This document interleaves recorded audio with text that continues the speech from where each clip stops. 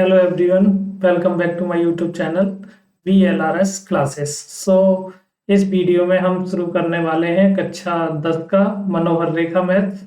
तो ये पहला अध्याय है, उसका जो सिलेबस क्या था वो हम प्रीवियस वीडियो में चर्चा कर चुके हैं। तो इस वीडियो में हम सिलेबस के अकॉर्डिंग चलेंगे। तो पहला है वास्तविक संख्याएं। यहाँ पे तो वास्तविक संख्याएं क्या होती हैं, अगर हम बेसिकली जाने तो वास्तविक संख्याएं जो हमारी परमेय और अपरमेय संख्याएं होती हैं, उन दोनों को मिला के जो प्राप्त होता है वही हमारा क्या कहलाता है, वास्तविक संख्याएं कहलाता है। चाहे तो यहाँ पे आप नोट कर सकते हैं, देखिए यहाँ से, यानी सबसे पहले वास्तविक संख्याएं क्या होती हैं तो यहाँ नोट कर देंगे, परमेय,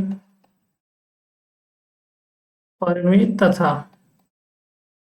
अपरमेय,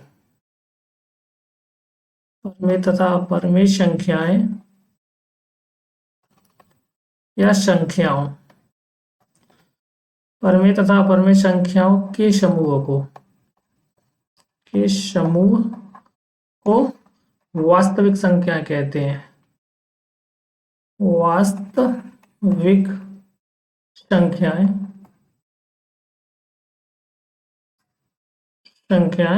कहते हैं।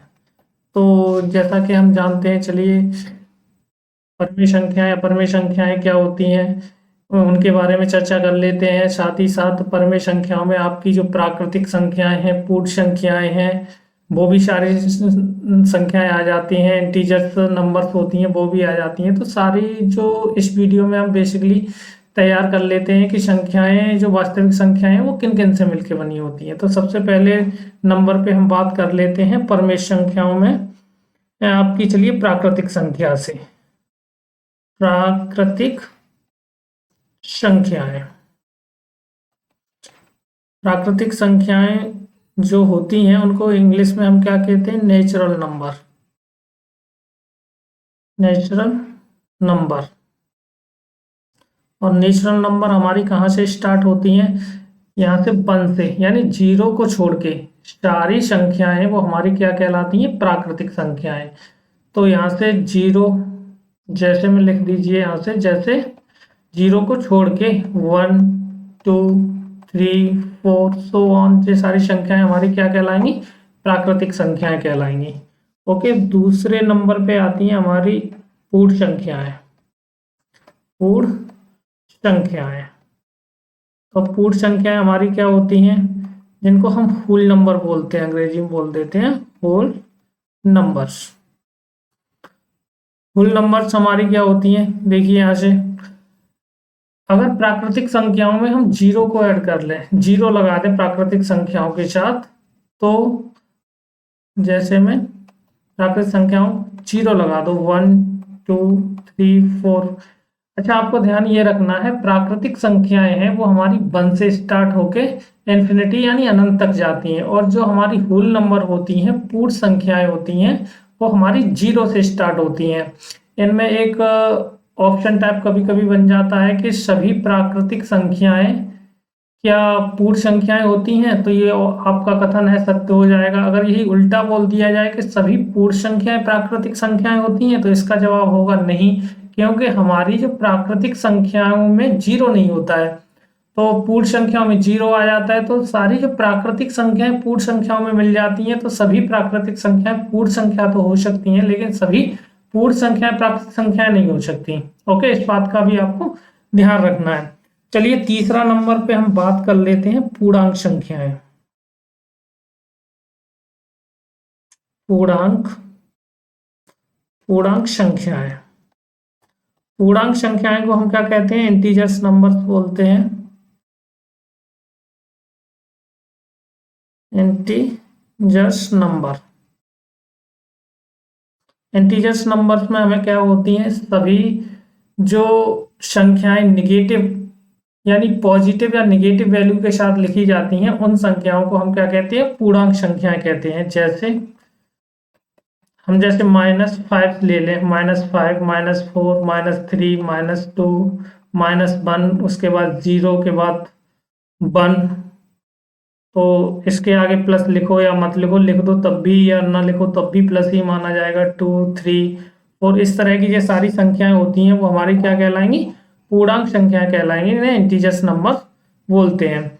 आगे चौथा है आपका पूर्णांक संख्याओं के बाद आपकी परमेय संख्याएं। देखिए यहाँ से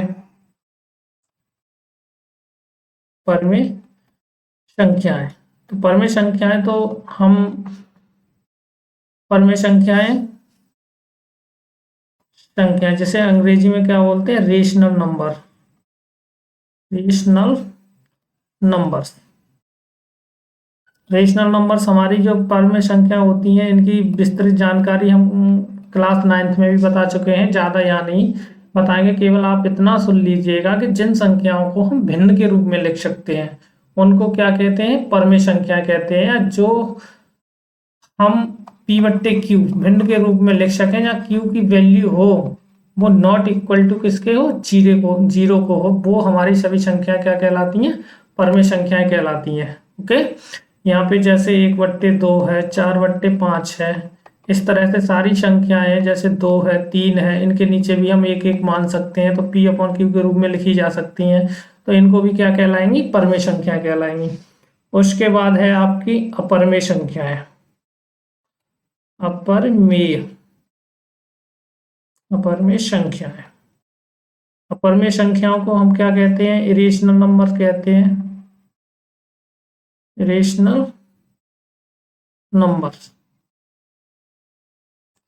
इरेशनल नंबर्स में हमारी क्या होती है, जिन संख्याओं को हम परमेय के संख्याओं को या भिन्न के रूप में नहीं लिखते वही हमारी क्या कहलाती हैं, अपरमेय संख्या कहलाती हैं। जैसे √2 है, √3 है, ठीक है, √5 है, 4 नहीं लिखेंगे क्योंकि हमारी 4 पूर्ण वर्ग हो जाएगी और वो 2 हो जाएगी √4 की वैल्यू।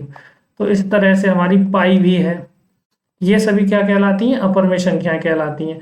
कभी कभी हमें परमेय और अपरमेय संख्याओं में एक विकल्प बड़ा कंफ्यूज करता है कि अगर 22/7 लिखा है, बोला जाए कि परमेय संख्या है या अपरमेय, तो ये आपकी 22/7 रहेगी, वो परमेय संख्या रहेगी। और अगर बात की जाए पाई की, पाई लिखा हो तो ये पाई कैसी रहेगी, अपरमेय रहेगी, अपरमेय संख्या। ध्यान ये रखना है, अगर पाई लिखा है आप ये नहीं सोचोगे कि पाई लिखा है तो पाई का मान 22/7 होगा तो इसको परमेय संख्या बोल सकते, नहीं, ये गलत हो जाएगा। यहाँ से अगर 22/7 ऑप्शन में दिया है और पूछ रहा है कि 22/7 क्या है तो परमेय संख्या हो जाएगी, अगर पाई दिया है तो पाई आपकी अपरमेय संख्या हो जाएगी। इन चीजों का आपको ध्यान रखना है। देखिए यहीं पे जो प्रश्नावली आपकी फर्स्ट है उससे रिलेटेड एक थ्योरम दे रखी है, उसकी भी चर्चा यहीं कर लेते हैं। अंकगणित की आधारभूत प्रमेय या अंकगणित की, यहाँ लिख लीजिएगा, नीचे नोट कर देते हैं। अंकगणित की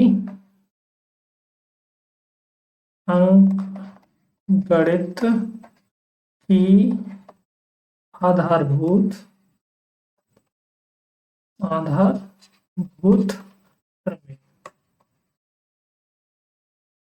प्रमेय यानी फंडामेंटल थ्योरम ऑफ अर्थमेटिक्स। तो अंकगणित की आधारभूत प्रमेय के अनुसार क्या होता है कि कोई भी हमारी भाज्य संख्या होती है उसको अभाज्य संख्या के गुणनखंडों में विभाजित करने को ही क्या कहते हैं, अंकगणित की आधारभूत प्रमेय कहते हैं।